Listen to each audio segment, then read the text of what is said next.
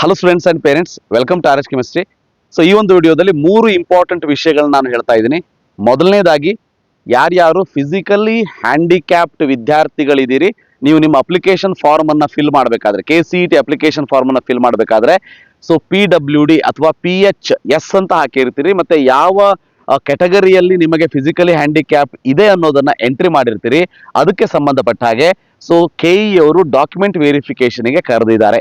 So ಅದಕ್ಕೆ ಹೋಗ್ಬೇಕು ಅಂತ ಅಂದ್ರೆ ನಾಳೆ ಒಂದು ಲಿಂಕ್ ಅನ್ನ ಕೊಡ್ತಾರೆ. ಆ ಒಂದು ಲಿಂಕ್ ಅಲ್ಲಿ ನೀವು ಅಪಾಯಿಂಟ್ಮೆಂಟ್ ಅನ್ನ ಬುಕ್ ಮಾಡಿಕೊಂಡು ಪರ್ಟಿಕ್ಯುಲರ್ ಡೇ, ಸೊ ಯಾವ ಡೇಟ್ ಅನ್ನ ಕೊಟ್ಟಿದ್ದಾರೆ ಅಂತ ನೋಡಿಕೊಂಡು ಅಪಾಯಿಂಟ್ಮೆಂಟ್ ಅನ್ನ ಬುಕ್ ಮಾಡಿಕೊಂಡು KEಗೆ ಹೋಗಿ ಡಾಕ್ಯುಮೆಂಟ್ ವೆರಿಫಿಕೇಶನ್ ಅಂದ್ರೆ ಮೆಡಿಕಲ್ ಟೆಸ್ಟ್ ಅಂತ ನಾವೇನ್ ಕರಿತೀವಿ, ಮೆಡಿಕಲ್ ಟೆಸ್ಟ್ ಅನ್ನ ಮಾಡಿಕೊಂಡು ಬರಬೇಕಾಗುತ್ತೆ. ಇದು ಮೊದಲನೇ ಪಾಯಿಂಟ್. ಸೊ ಎರಡನೇ ಇಂಪಾರ್ಟೆಂಟ್ ಪಾಯಿಂಟ್ ಅನ್ನ ಹೇಳೋದಕ್ಕಿಂತ ಮುಂಚೆ KE ಅವರಿಗೆ ಒಂದು ಬಿಗ್ ಥ್ಯಾಂಕ್ ಯು ಅಥವಾ ಧನ್ಯವಾದಗಳನ್ನ ಹೇಳೋದಕ್ಕೆ ಇಷ್ಟಪಡ್ತೀನಿ. ಯಾಕೆ ಅಂತಂದ್ರೆ ನಾನು ಹಿಂದಿನ ಒಂದು ವಿಡಿಯೋದಲ್ಲಿ 2 ನಮ್ಮ ಪ್ರಮುಖ ಬೇಡಿಕೆಗಳನ್ನ ಹೇಳಿದ್ದೆ, 2 ಸಪರೇಟ್ ವಿಡಿಯೋವನ್ನ ಮಾಡಿ ಹೇಳಿದ್ದೆ.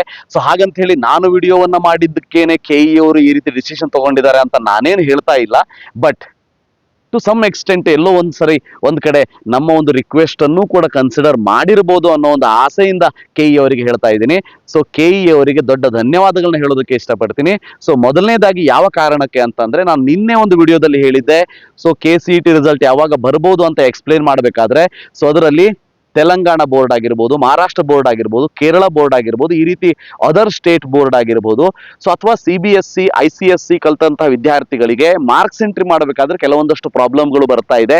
ದಯವಿಟ್ಟು ಅದಕ್ಕೆ ಒಂದು ಸಪರೇಟ್ ನೋಟಿಫಿಕೇಶನ್ ಆಗಿರ್ಬೋದು ಅಥವಾ ಒಂದು ಇನ್ಫಾರ್ಮೇಶನ್ ಅನ್ನ ವಿದ್ಯಾರ್ಥಿಗಳಿಗೆ ಕೊಡಿ ಅಂತ ಹೇಳಿದ್ದೆ. ಬಟ್ ಇವತ್ತು KE ಅವರು ತಮ್ಮ ಒಂದು KEA ವಿಕಾಸನ ಯೂಟ್ಯೂಬ್ ಚಾನಲಿನಲ್ಲಿ ತಮ್ಮ ಒಂದು ವಿಡಿಯೋವನ್ನ ರಿಲೀಸ್ ಮಾಡಿದ್ದಾರೆ. ಆ ವಿಡಿಯೋದಲ್ಲಿ ಕ್ಲಿಯರ್ ಕಟ್ ಆಗಿ ಅವರು ಹೇಳಿದ್ದಾರೆ, ಸೊ ಮಾರ್ಕ್ಸ್ ಎಂಟ್ರಿಯನ್ನು ಮಾಡೋದಕ್ಕೆ ಏನು ನಾವು ಲಿಂಕ್ ಅನ್ನು ಪ್ರೊವೈಡ್ ಮಾಡಿದ್ದೀವಿ, ಅದರಲ್ಲಿ ಡಿಜಿಲಾಕರ್ ಇಂದ ಮ್ಯಾಕ್ಸಿಮಮ್ ಮಾರ್ಕ್ಸ್ ಅನ್ನ ಫೆಚ್ ಮಾಡ್ಕೋತೀವಿ. ಬಟ್ ಅದರಿಂದ ನಿಮ್ದು ಫೆಚ್ ಆಗ್ತಾ ಇಲ್ಲ, ಏನಾದರೂ ಒಂದು ಪ್ರಾಬ್ಲಮ್ ಆಗ್ತಾ ಇದೆ ಅಂತ ಇದ್ರೆ ಸೊ ನೀವು ಮಾಡಬೇಕಾಗಿರೋದಿಷ್ಟೇ, ಆ ಒಂದು ಮಾರ್ಕ್ಸ್ ಎಂಟ್ರಿ ಲಿಂಕ್ ಅನ್ನ ಕ್ಲಿಕ್ ಮಾಡಿ, ಸೊ ಅದರಲ್ಲಿ ನಿಮ್ಮ ಯೂಸರ್ ID ಪಾಸ್ವರ್ಡ್ ಅನ್ನ ಹಾಕಿ ಲಾಗಿನ್ ಆದ ಮೇಲೆ ಮ್ಯಾನ್ಯುವಲಿ ಮಾರ್ಕ್ಸ್ ಅನ್ನ ಎಂಟ್ರಿ ಮಾಡಿ ನಿಮ್ಮ ಒಂದು ಮಾರ್ಕ್ಸ್ ಕಾರ್ಡ್ ಅನ್ನ ಅಪ್ಲೋಡ್ ಮಾಡೋದಕ್ಕೆ ಅವಕಾಶವನ್ನ ಕೊಟ್ಟಿದ್ದಾರೆ. ಸೊ ಇದು ಬೇರೆ ಬೇರೆ ಸ್ಟೇಟ್ ಬೋರ್ಡ್ ಅಲ್ಲಿ ಇರುವಂತ ವಿದ್ಯಾರ್ಥಿಗಳಿಗೆ ಬಹಳ ಈಸಿ ಆಗಿದೆ, ಅಂದ್ರೆ ಬಹಳ ಹೆಲ್ಪ್ ಆಗಿದೆ ಅಂತ ಹೇಳೋದಕ್ಕೆ ಇಷ್ಟಪಡ್ತೀನಿ. ಇದನ್ನು ಕೂಡ ನಾನು ನಿನ್ನೆ ರಿಕ್ವೆಸ್ಟ್ ಮಾಡ್ಕೊಂಡಿದ್ದೆ. ಸೊ KE ಅವರ ಕಡೆಯಿಂದ ಇವತ್ತು ಸೊಲ್ಯೂಷನ್ ಸಿಕ್ಕಿದೆ. ಇನ್ನು ಮೇಜರ್ ಆಗಿ ಒಂದು ಸಪರೇಟ್ ವಿಡಿಯೋವನ್ನೇ ನಾನು ಮಾಡಿ ಹಾಕಿದ್ದೆ. ಯಾವುದ್ರ ಬಗ್ಗೆ ಅಂತ ಅಂದ್ರೆ, ನೀಟ್ ಎಕ್ಸಾಮ್ ಎಕ್ಸಾಮ್ ಏನಿದೆ ಅದು ಜೂನ್ 21ಕ್ಕೆ ಫಿಕ್ಸ್ ಆಗಿರುವಂತ ಕಾರಣಕ್ಕೆ ಸೊ ಅದು ನೀಟ್ ಎಕ್ಸಾಮ್ ಮುಗಿದು ಮುಂದೆ ರಿಸಲ್ಟ್ ಬರೋದು ಜುಲೈ 15-20 ಆಗಬಹುದು. ಆ ಕಾರಣಕ್ಕೆ ನಾವು ಅಲ್ಲಿಯವರೆಗೆ ಇಂಜಿನಿಯರಿಂಗ್ ಕೌನ್ಸಿಲಿಂಗ್ ಆಗಿರ್ಬೋದು ಮತ್ತೆ ಬೇರೆ ಕೋರ್ಸಸ್ ಏನು KE ಅಂಡರ್ ಬರ್ತದ ಆ ಕೋರ್ಸಸ್ಗಳಿಗೆ ನಾವು ವೇಟ್ ಮಾಡ್ಕೋತಾ ಕುತ್ಕೊಂಡ್ವಿ ಅಂದ್ರೆ ಡೇಟ್ ಬಹಳ ಮುಂದೆ ಹೋಗ್ಬಿಡ್ತದ. ಅವರಿಗೂ ಕೂಡ ಜೆನ್ಯೂನ್ ಆಗಿ ಅದನ್ನೇ ಮಾಡಬೇಕು ಅಂತ ವೇಟ್ ಮಾಡ್ತಾ ಇದ್ದವರಿಗೆ ಪ್ರಾಬ್ಲಮ್ ಆಗ್ತದ, ಕಾಲೇಜಸ್ ಸ್ಟಾರ್ಟ್ ಮಾಡೋದಕ್ಕೂ ಪ್ರಾಬ್ಲಮ್ ಆಗ್ತದ ಅಂತ ಹೇಳಿದ್ದೆ. ಸೊ ಇದು ನಾನು ಹೇಳಿರೋದಕ್ಕೆ ಅವ್ರು ಮಾಡಿದ್ರ ಅಂತ ಹೇಳ್ತಾ ಇಲ್ಲ, ಬಟ್ ಗೌರ್ಮೆಂಟ್ ಕಡೆಯಿಂದನೂ ಕೂಡ ಈ ಒಂದು ನಿಟ್ಟಿನಲ್ಲಿ ಥಿಂಕಿಂಗ್ ಆಗ್ತಾ ಇತ್ತು, ಚಿಂತನೆಗಳು ಆಗ್ತಾ ಇತ್ತು. ಸೊ ಅದನ್ನ ಕಾರ್ಯರೂಪಕ್ಕೆ ತರ್ತೀವಿ ಅಂತ ಹೇಳಿದ್ದಾರೆ. ಅದೇನಂತಂದ್ರೆ, ಈ ಸಾರಿ KCET ಕೌನ್ಸಿಲಿಂಗ್ ಅನ್ನ ಮೊದಲು ಸ್ಟಾರ್ಟ್ ಮಾಡಿಬಿಡ್ತಾರೆ. ಅದಾದ ಮೇಲೆ ನೀಟ್ ರಿಸಲ್ಟ್ ಬಂದ ಮೇಲೆ, ನೀಟ್ ರಿಸಲ್ಟ್ NTA ಅವರ ಕಡೆಯಿಂದ KEAಗೆ ಬಂದ ಮೇಲೆ ಸೊ KE ಅವರು ತಮ್ಮ ಒಂದು ನೀಟ್ ಕೌನ್ಸಿಲಿಂಗ್ ಅನ್ನ ಮಾಡ್ತಾರೆ. ಸೊ ನಾನು ಆ ಒಂದು ವಿಡಿಯೋವನ್ನು ಮಾಡಿದಾಗ ಆ ವಿಡಿಯೋದ ಕೆಳಗಡೆ ಬಹಳಷ್ಟು ಜನ ವಿದ್ಯಾರ್ಥಿಗಳು ಕಮೆಂಟ್ ಅನ್ನು ಕೂಡ ಮಾಡಿದ್ರು. ಸೊ ಅದರಲ್ಲಿ ಕೆಲವೊಂದಷ್ಟು ವಿದ್ಯಾರ್ಥಿಗಳು ನನಗೆ ಬಾಯಿಗೆ ಬಂದಂಗೆ ಬೈದು ಕೂಡ ಕಮೆಂಟ್ ಅನ್ನ ಮಾಡಿದ್ರು. ಬಟ್ ನಾನು ನಿಮ್ಮ ಕಮೆಂಟ್ಗಳ ಬಗ್ಗೆ ಬಹಳ ತಲೆ ಕೆಡಿಸ್ಕೊಳ್ಳೋದಿಲ್ಲ. ಸೊ ಕಮೆಂಟು ನನಗೆ ಖುಷಿ ಆಗೋ ಹಾಗಿತ್ತು, ಚೆನ್ನಾಗಿ ಅಂದ್ರೆ ನನ್ನ ಹೊಗಳಿ ನೀವು ಹಾಕಿದ್ರೆ ನನಗೆ ಖುಷಿ ಆಗ್ತದ ಅಂತ ಅಲ್ಲ. ಸೊ ಆ ಒಂದು ವಿಡಿಯೋಕ್ಕೆ ತಕ್ಕ ಹಾಗೆ ಒಂದು ಕಮೆಂಟ್ ಇತ್ತು ಅಂತಂದ್ರೆ definitely I will accept it. So ಒಂದಷ್ಟು ಸ್ಟೂಡೆಂಟ್ಸ್ಗಳು ಮೆಸೇಜ್ ಮಾಡ್ತಾರೆ ಅಥವಾ ಪೇರೆಂಟ್ಸ್ಗಳು ಮೆಸೇಜ್ ಮಾಡ್ತಾರೆ, ಸರ್ ನೀವು ದುಡ್ಡು ಮಾಡೋದಕ್ಕೆ ಈ ರೀತಿ ಮಾಡ್ತೀರಿ, ನಿಮಗೆ ಹೆಲ್ಪ್ ಆಗಲಿ ಅಂತ ಈ ರೀತಿ ಮಾಡ್ತೀರಿ, ಸೊ ಇವನ್ನೆಲ್ಲ ಹೇಳ್ತಾರೆ. ಬಟ್ ಅದ್ರ ಬಗ್ಗೆ ನಾನು ತಲೆ ಕೆಡಿಸ್ಕೊಳ್ಳೋದಿಲ್ಲ. ಸೊ ನೀವು ಅಷ್ಟೇ ವಿದ್ಯಾರ್ಥಿಗಳೇ, ಜೀವನದಲ್ಲಿ ಎಲ್ಲರೂ ಎಲ್ಲವನ್ನೂ ಏನೇನು ಹೇಳ್ತಾ ಇರ್ತಾರೆ ಅಂತ ಹೇಳಿ ಚಿಂತೆ ಮಾಡಬೇಡಿ. ಬಟ್ ನೀವೇನು ಮಾಡ್ತಾ ಇದ್ದೀರಿ ಅನ್ನೋದು ನಿಮಗೆ ಖುಷಿಯನ್ನ ಕೊಡ್ತಾ ಇರಬೇಕು, ನಿಮಗೆ ಸಮಾಧಾನ ಆಗಬೇಕು. ಸೊ ಅಂದ್ರೆ ಅದನ್ನ ಖುಷಿಯಿಂದ ಮಾಡ್ತಾ ಇರಿ. ಅಂದ್ರೆ ನಾನು ಸರಿ ಮಾಡ್ತಾ ಇದ್ದೀನಿ ಅನ್ನೋದು ನಿಮಗೆ ಗೊತ್ತಿದ್ರೆ ಸೊ ಕಂಟಿನ್ಯೂ ಮಾಡಿ. ಸೊ ಬೇರೆಯವರು ಏನೋ ಹೇಳ್ತಾ ಇದ್ದಾರೆ ಅಂತ ಹೇಳಿ ನೀವು ಸರಿ ಮಾಡ್ತಾ ಇದ್ದಂಥ ಅಥವಾ ನೀವು ಹೋಗ್ತಾ ಇರುವಂತ ದಾರಿ ಸರಿಯಾಗಿದ್ರೂ ಕೂಡ ಅದನ್ನ ಬಿಟ್ಟು ಸೊ ತಪ್ಪಾದ ದಾರಿಯಲ್ಲಿ ಹೋಗ್ಬೇಕು ಅಂತ ಇಲ್ಲ, ರೈಟ್? ಸೊ ಜೀವನದಲ್ಲಿ ಆ ಒಂದು ಮುಖ್ಯವಾದ ರೂಲ್ ಅನ್ನ ಫಾಲೋ ಮಾಡ್ಕೊಳ್ಳಿ, ನಿಮ್ಮ ಜೀವನ ಉನ್ನತ ಮಟ್ಟಕ್ಕೆ ಹೋಗ್ತದೆ. ಎಸ್, ಫಿಲಾಸಫಿ ಸಾಕು, ವಿಷಯಕ್ಕೆ ಬರೋಣಂತೆ. ಸೊ ವಿಷಯ ಏನು ಅಂತ ಅಂದ್ರೆ, ಈ ವರ್ಷ KE ಅವರು KCET ಕೌನ್ಸಿಲಿಂಗ್ ಅನ್ನ ಸಪರೇಟ್ ಆಗಿ ಮಾಡ್ತೀನಿ ಅಂತ ಹೇಳಿದ್ದಾರೆ. ಹೇಳಿದ್ದಾರೆ. ಅದನ್ನ ಹೇಳಿದ ತಕ್ಷಣ ಈಗ ಈ ವಿಡಿಯೋದ ಕೆಳಗಡೆ ಹಾಕ್ತೀರಿ ನೀವು, ಸರ್ ನಿಮಗೇನು ಗೊತ್ತದ ನಮ್ಮ ತ್ರಾಸು, ಸೊ ಇಂಜಿನಿಯರಿಂಗ್ ನಮ್ಗೆ ಒಳ್ಳೆ ಸೀಟ್ ಸಿಗೋದಿಲ್ಲ, ಸೊ ನಾನು ನೀಟ್ ಎಕ್ಸಾಮ್ ಬರಿತಾ ಇದ್ದೀನಿ, ನೀಟಲ್ಲಿ ಸಿಗಲಿಲ್ಲ ಅಂತ ನಾನು CET ಪಾರ್ಟಿಸಿಪೇಟ್ ಮಾಡಿ ಅಡ್ಮಿಷನ್ ತೊಗೊಂಡ್ರೆ ನನಗೆ ಮುಂದೆ ನೀಟೊಳಗೆ ಪಾರ್ಟಿಸಿಪೇಟ್ ಮಾಡ್ಲಿಕ್ಕೆ ಬಿಡಲಿಲ್ಲ ಅಂದ್ರೆ ಏನು ಮಾಡ್ತೀರಿ? ಸೊ ಇವೆಲ್ಲ ನೀವು ತಲೆ ಬುಡ ಇಲ್ಲದ ಕಮೆಂಟ್ಗಳನ್ನು ಹಾಕ್ತೀರಿ. ಸೊ ಅದನ್ನೆಲ್ಲ ಹಾಕೋದಕ್ಕಿಂತ ಮುಂಚೆ ಒಂದು ಪಾಯಿಂಟನ್ನು ಅರ್ಥ ಮಾಡ್ಕೊಳ್ಳಿ. ಯಾವುದೇ ಸಿಸ್ಟಮ್ ಆಗಿರ್ಬೋದು, ಅದು KE ಆಗಿರ್ಬೋದು, ಗೌರ್ಮೆಂಟ್ ಆಗಿರ್ಬೋದು, ಸೊ ವಿದ್ಯಾರ್ಥಿಗಳಿಗೆ ಹೆಲ್ಪ್ ಆಗಲಿ, ಮ್ಯಾಕ್ಸಿಮಮ್ ಹೆಲ್ಪ್ ಆಗೋ ರೀತಿಯಲ್ಲೇ ರೂಲ್ಸನ್ನು ಫ್ರೇಮ್ ಮಾಡಿರ್ತಾರೆ. ಆ ಕಾರಣಕ್ಕೆ ನಾನು ಹೇಳೋದಿಷ್ಟೇ, ಸೊ ಈಗೂ ಕೂಡ KCET ಕೌನ್ಸಿಲಿಂಗನ್ನು ಸಪರೇಟ್ ಮಾಡಿದರೆ ಅದಕ್ಕೂ ತಕ್ಕಾಗ ಒಂದು ರೂಲ್ಸನ್ನು ಮಾಡಿರ್ತಾರೆ. ಸೊ ಫಾರ್ ಎಕ್ಸಾಂಪಲ್, ಒಂದು ಸಿಂಪಲ್ ಎಕ್ಸಾಂಪಲ್ ಹೇಳ್ತೀನಿ. ನೀವು ನೀಟ್ ಎಸ್ಪಿರೆಂಟ್ ಆಗಿದ್ದರೂ ಕೂಡ KE ಸೀಟನ್ನು ತಗೋಬಹುದು. ಫಸ್ಟ್ ರೌಂಡು ಸೆಕೆಂಡ್ ರೌಂಡಲ್ಲೂ ಸೀಟ್ ಅಲಾಟ್ಮೆಂಟ್ ಆಯಿತು, ಇನ್ನೂ ಕೂಡ ನೀಟ್ ಕೌನ್ಸಿಲಿಂಗ್ ಸ್ಟಾರ್ಟ್ ಆಗಲಿಲ್ಲ. ಸೊ ಆವಾಗ ಇವರು KE ಅವರು KCETಗೆ ಸಂಬಂಧಪಟ್ಟ ಹಾಗೆ ನಿಮಗೇನು ಸೀಟ್ ಸಿಕ್ಕಿದೆ ಅದಕ್ಕೆ ಫೀಸನ್ನು ಪೇ ಮಾಡಿ ಅಂತಲೂ ಹೇಳ್ಬೋದು. ಸೊ ಹಂಗೆ ಪೇ ಮಾಡಿ ಅಂತ ಹೇಳಿದಾಗ ನೀವೇನು ಮಾಡಬೇಕು? ಪೇಮೆಂಟ್ ಮಾಡಿ ಸೊ ಅಡ್ಮಿಷನ್ ತಗೊಳ್ಳಿ ಅಂತ ಇದ್ದರೆ ಅಡ್ಮಿಷನ್ನು ತೊಗೊಂಡು ವೇಟ್ ಮಾಡಿ, ಯಾಕೆ ರೂಲ್ಸ್ ಆಗಿರ್ತದೆ. ಅದಾದ್ಮೇಲೆ ನಿಮಗೆ ನೀಟ್ ಕೌನ್ಸಿಲಿಂಗ್ ಆಗ್ತದೆ. ನೀಟ್ ಕೌನ್ಸಿಲಿಂಗ್ ಅಲ್ಲಿ MBBS ಸೀಟ್ ಸಿಕ್ತು ಅಂತ ಅಂದ್ರೆ KE ಅವರೇ ನಿಮ್ಮ ದುಡ್ಡನ್ನ ಈ ಕಾಲೇಜಿನಿಂದ ಆ ಕಾಲೇಜ್ಗೆ ಶಿಫ್ಟ್ ಮಾಡ್ತಾರೆ. ಯಾಕಂದ್ರೆ ಇವೆಲ್ಲವೂ KE ಅವರು ಮಾಡ್ತಾ ಇದ್ದಾರಲ್ವಾ. ಸೊ ಯಾರು ಥರ್ಡ್ ಪಾರ್ಟಿ ಅವರು ಬಂದು ನಿಮಗೆ ಸೀಟ್ ಕೊಡ್ತಾ ಇಲ್ಲ, ಕೊಡ್ತಾರೆ. ಮತ್ತೆ ಇದಕ್ಕೆ ರೂಲ್ಸ್ ಅಂಡ್ ರೆಗ್ಯುಲೇಷನ್ ಇರ್ತದೆ. ಇಂಜಿನಿಯರಿಂಗ್ ಕಾಲೇಜಸ್ಗಳಿಗೂ ಇನ್ಸ್ಟ್ರಕ್ಷನ್ಸ್ ಅನ್ನು ಕಳಿಸ್ತಾರೆ. ಅವ್ರೇನು ಫೀಸ್ ಪೇ ಮಾಡಿದ್ದಾರೆ ಎಕ್ಸ್ಟ್ರಾ ಫೀಸ್ ಅದನ್ನು ವಾಪಸ್ ಕೊಡಿ, ಸೊ ದಟ್ ನಿಮ್ಮ ಇಂಜಿನಿಯರಿಂಗ್ ಸೀಟ್ ಕ್ಯಾನ್ಸಲ್ ಆಗ್ತದೆ, ಸೊ ನಿಮಗೆ ನೀಟ್ ಸೀಟ್ ಸಿಗ್ತದೆ. ಈಗ ಇಂಜಿನಿಯರಿಂಗ್ಗೋಸ್ಕರ ವೇಟ್ ಮಾಡ್ತಾ ಇದ್ದವರು ಮಾತಾಡೋದಕ್ಕೆ ಸ್ಟಾರ್ಟ್ ಮಾಡ್ತೀರಿ, ಸರ್ ನಾನು ಜೆನ್ಯೂನ್ ಆಗಿ ಇಂಜಿನಿಯರಿಂಗ್ಗೋಸ್ಕರನೇ ವೇಟ್ ಮಾಡ್ತಾ ಇದ್ದೆ, ಸೊ ನನಗೆ ಇಂಜಿನಿಯರಿಂಗ್ ಸೀಟ್ ಒಳ್ಳೆ ಸೀಟು ನೀಟ್ದವರು ಬಂದು ಬ್ಲಾಕ್ ಮಾಡ್ಕೊಂಡಿರೋದಕ್ಕೆ ನನಗದು ಸಿಗ್ತಾ ಇಲ್ಲ ಅಂತೇಳಿ. ಸೊ ನಿಮಗೂ ಹೇಳ್ತೀನಿ, KE ಅವರು ಅದಕ್ಕೂ ವ್ಯವಸ್ಥೆಯನ್ನು ಮಾಡ್ಕೊಂಡಿರ್ತಾರೆ, ಚಿಂತೆ ಮಾಡಬೇಡಿ. ಹೀಗೆ ನೀಟ್ ಅವರು ಈ ಹೋಲ್ಡ್ ಮಾಡಿರುವಂಥ ಇಂಜಿನಿಯರಿಂಗ್ ಸೀಟನ್ನು ಬಿಟ್ಟು ಅವರು ತಮ್ಮ ಮೆಡಿಕಲ್ ಸೀಟಿಗೆ ಹೋದಾಗ ಇದು ಏನು ಖಾಲಿ ಆಗ್ತದಲ್ವಾ, ಈ ಖಾಲಿ ಆಗಿರುವಂಥ ಸೀಟುಗಳ ಸಂಖ್ಯೆನೂ ಜಾಸ್ತಿ ಇರ್ತದೆ, ಒಳ್ಳೆಯ ಸೀಟುಗಳು ಇರ್ತದೆ. ಅವಾಗ ಏನು ಮಾಡ್ತಾರೆ? ನಿಮಗೆ ಏನು ಇಂಜಿನಿಯರಿಂಗ್ಗೋಸ್ಕರ ವೇಟ್ ಮಾಡ್ತಾ ಇದ್ರಿ, ಯಾವುದೋ ಒಂದು ಕೆಳಗಿರುವಂಥ ಕಾಲೇಜ್ಗೆ ಅಡ್ಮಿಷನ್ ತೊಗೊಂಡಿರ್ತೀರಿ, ಸೊ ನಿಮಗೂ ಕೂಡ ಒಂದು ಅಪ್ಗ್ರೇಡ್ ಆಪ್ಷನ್ ಅನ್ನ KE ಅವರು ಕೊಡ್ತಾರೆ.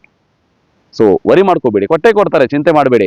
ಸೊ ಅಪ್ಗ್ರೇಡ್ ಆಪ್ಷನ್ ಕೊಟ್ಟಾಗ ಏನು ಮಾಡ್ತೀರಿ? ನೀವು X ಕಾಲೇಜಲ್ಲಿ ಅಡ್ಮಿಷನ್ ತೊಗೊಂಡಿರ್ತೀರಿ, Y ಕಾಲೇಜು ಚೆನ್ನಾಗಿರ್ತದೆ, ಬಟ್ ಆ Y ಸೀಟನ್ನು ನೀಟ್ ಅಡ್ಮಿಷನ್ ಮಾಡ್ಕೊಂಡವರು ಅಂದರೆ MBBS ಆಸ್ಪಿರೆಂಟು ಹೋಲ್ಡ್ ಮಾಡ್ಕೊಂಡಿರ್ತಾರೆ ಕೌನ್ಸಿಲಿಂಗ್ ಮೊದಲೇ ಆಗಿರೋದಕ್ಕೆ.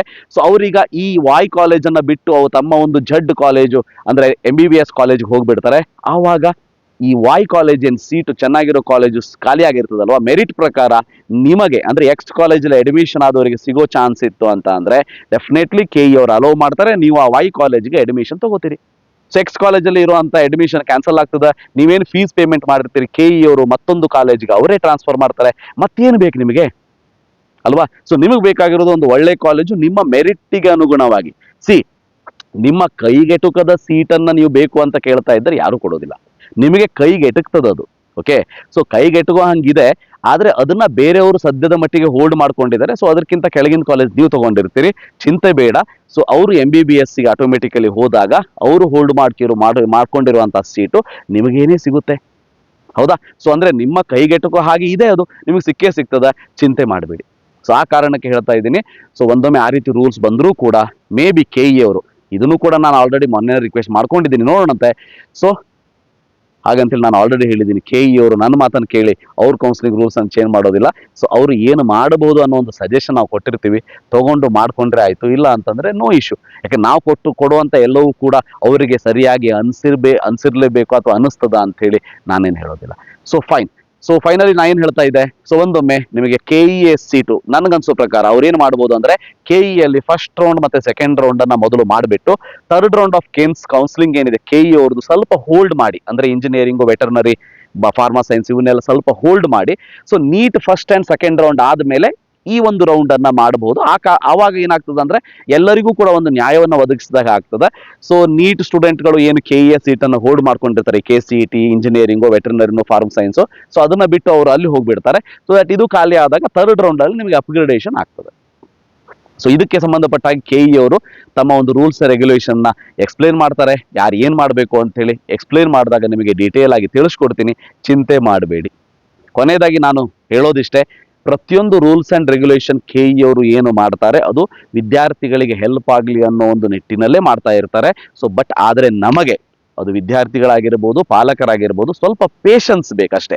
ಸೊ ಮೊದಲೇ ನಾವೆಲ್ಲ ಏನೆಲ್ಲ ನಮಗೆ ಕೆಟ್ಟದು ಆಗ್ಬೋದು ಅನ್ನೋದನ್ನು ನಾವೇ ಮೊದಲೇ ಅದನ್ನು ಯೋಚನೆ ಮಾಡಿಕೊಂಡು ಸೊ ತಲೆಯಲ್ಲಿ ತುಂಬಿಕೊಂಡು ನಮ್ಮ ಟೆನ್ಷನ್ನನ್ನು ನಾವು ಜಾಸ್ತಿ ಮಾಡ್ಕೋತೀವಿ. ಸೊ ಅದರ ಜೊತೆಗೆ ಈಗಿರುವಂಥ ಪ್ರೀಶಿಯಸ್ ಟೈಮನ್ನು ನಾವು ಖುಷಿಯಿಂದ ಏನು ಕಳಿಬೇಕಿತ್ತು ಅದನ್ನು ಬೇಜಾರಿಂದ ಕಳಿತೀವಿ.